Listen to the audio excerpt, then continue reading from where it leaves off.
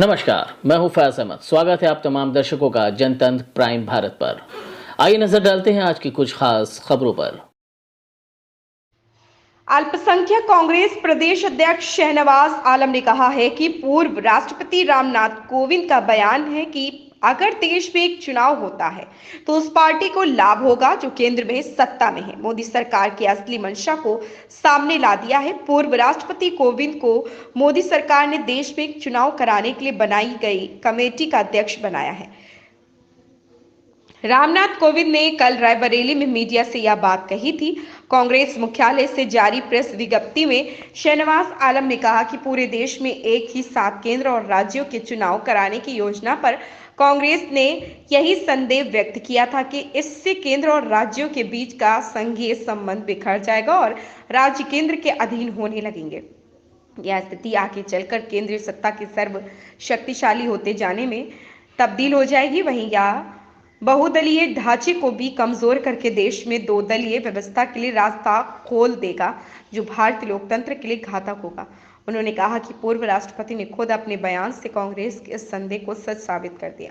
उन्होंने यह भी कहा है कि यह और दुखद है कि भाजपा एक पूर्व दलित राष्ट्रपति से लोकतंत्र को खत्म करवाने का काम करा रही है।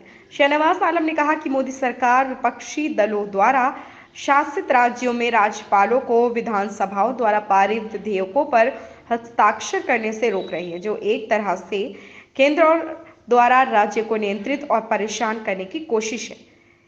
यह स्थिति इतनी गंभीर हो गई है कि इन राज्य सरकारों को सुप्रीम कोर्ट जाना पड़ जा रहा है। वन नेशन वन इलेक्शन पे कांग्रेस पार्टी ने पहले ही ये संदेह व्यक्त किया था कि ये केंद्रीय और राज्यों के बीच जो हमारा ढांचागत संबंध है, जो हमारे लोकतंत्र की रीढ़ है, उसको तोड़ेगा, कमज़ोर करेगा और यही मंशा भारतीय जनता पार्टी की है। हम लोगों ने ये भी कहा था कि एक तरह से ये दो दलीय व्यवस्था की तरफ बढ़ने की एक कोशिश है, जो बहुदलीय संसदीय व्यवस्था के लिए घातक होगा।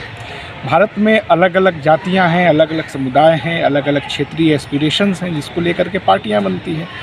कल जो कोविंद जी ने बात कही है, उस मंशा को उन्होंने सामने रख दिया है, जिस पे कांग्रेस को संदेह था।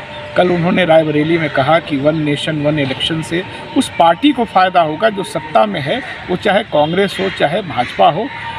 एक तरह से उन्होंने ये दो दलीय व्यवस्था की पैरोकारी की और जो संदेह व्यक्त हम लोग करते रहे हैं वो उन्होंने कल उजागर कर दिया अपने बयान से।